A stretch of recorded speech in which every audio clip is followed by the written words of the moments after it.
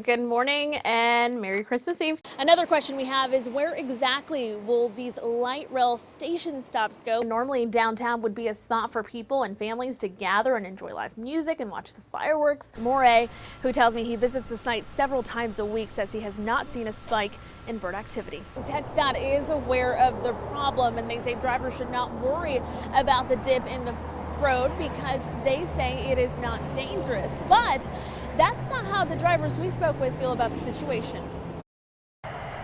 Just about every day, Jose Reyes travels on northbound I-35 and takes the northbound 183 flyover. But he and many other drivers are not happy. It's pretty dangerous, you know. That's what he thinks about a dip in the road on the flyover. You can see drivers brake in hopes of curbing the impact, yet driver Pedro Ortiz says that does not stop his truck from bouncing. The trailer and the truck both bounce. TxDOT says there's an explanation for the slight drop. The existing flyover was what we called segmental. These were pieces that were cast and then hoisted up and put together. The new flyover, in order to build it faster, we did a beam and column construction. So now you have two different types of construction coming together. And while we do have science on our side, it is nearly impossible to get that just exactly even so that it's completely smooth whenever the two sections come together. It's an issue these drivers want to see resolved soon before they say their pockets take a dip. Pretty much suspension where it'll pretty much mess it up over time. Go back and repair it. A boom a day keeps the birds away. Oh, here we go. Well, that's the Warner. Maybe more than one boom. That's according to Chris Moray, Austin Bergstrom's wildlife biologist. He says the sound of the empty cannon firing off is just one of the many techniques to ensure the birds don't get in the way of one of these. We have a pretty broad training program for maintenance people as well as airside operations on what to do about wildlife. That includes flashing lights, the cannon, and a shotgun. In 2019, 175 birds hit planes at Austin Bergstrom, slightly higher than the previous year. That number dropped to 89 in 2020 as many planes remained grounded due to the pandemic. This year, the number of bird strikes is back up, around 115 registered so far, with barn swallows making the top of the list.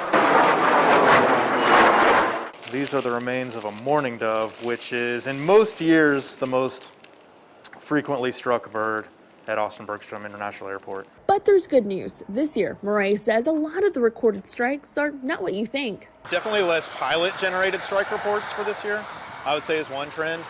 So proportionally, most of our strikes are actually just being remains as found on the runway that are documented as a strike. Moray and his team will continue to sound off the alarm or cannon to keep the birds at bay.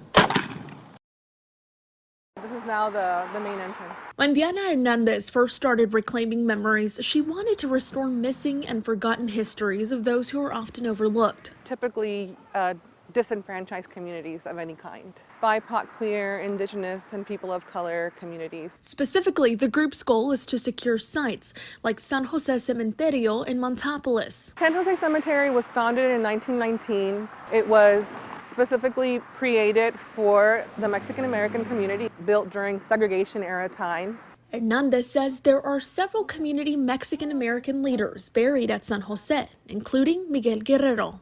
He was part of the Unión Fraternal Mexicana, who founded the cemetery. So he's therefore one of the founders of San Jose. Also instrumental in founding Zaragoza Park. They're working with the community and city leaders to preserve the cemetery. Hernandez says the group's next project involves the Palm School, which primarily served elementary-aged Mexican-American students during its time. For this project, they're working with community advocates. There are literally hundreds and hundreds of people still alive that went to school here, and they would like to see it preserved as a museum of Mexican-American culture and Latino culture. Hernandez says they plan to continue to reclaim memories one site at a time.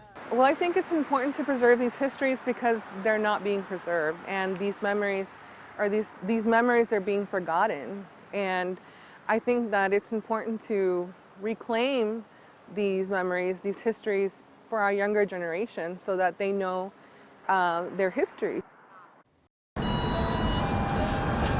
Hello.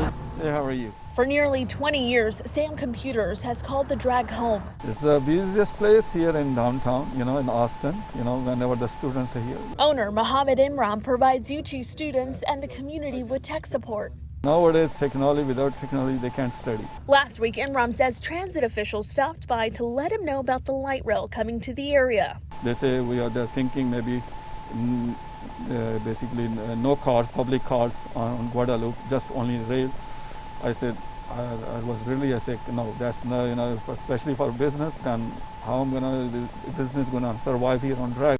In July, Cat Metro introduced 3 Orange Line concept designs. One option featured a section of light rail lines and pedestrian and bike lanes, but would remove cars from the drag. Another did something similar, made space for bus-only lanes to travel alongside the light rail lines, but no cars. The other option would keep car traffic and create shared use paths. Plans also call for a tunnel in the section of the drag. Yeah, I am wondering how they do that, because there doesn't seem to be that much space. Can't imagine fitting a whole bus system or train system. Today, Cat Metro will provide an update and feature 2 scenarios. It's really understanding these nuances of these places where we could go this way or we could go that way, where your feedback will make a huge mark. The businesses can't help but wonder what these transit changes could mean for their future. So I don't know what's going to happen, how that's going to affect, we'll see. Yeah, Candy, you said the last update you got from Capital Metro on those plans, they came out months ago. So could those plans have changed since then? Yeah, Sally, I asked those at the transit agency about that, but they did not want to show them to me ahead of today's meetings. That's where the latest designs will be revealed. Another question we have is where exactly will these light rail station stops go? We hope to learn that later today. Construction on the Orange Line could begin as early as 2024.